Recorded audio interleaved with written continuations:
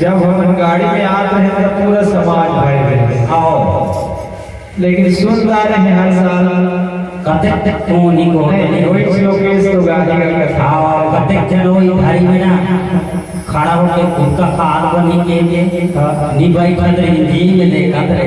अच्छा कावर जान को बताओ ना, कावर के उनका कौन पर पेट पेट पेट और मंडली की थोड़े को कीजिए ओकरे बार जब रात्रि खतरा तेरे पीछे में खड़ा होकर देखत रहे।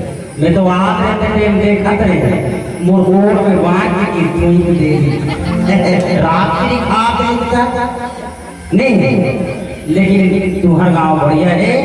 कि आप जब भी जनों में मंडली अंदर आके बैठे हो, सबको गांव में देखते ना तो नहीं बैठे, लेगा भाई बाबा इसे कहे भी नहीं बैठे, उधरी धरी में खड़ा रही काबर सुनकर बनते ना रात्रि वाले रहते।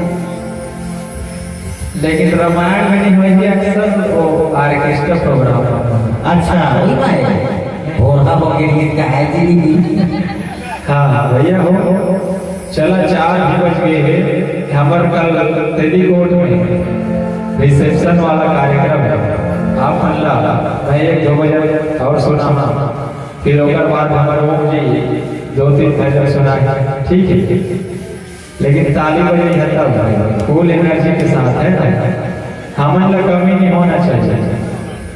चला अब कभी ना एक का जहां आनंद हो जय हो भला के रामा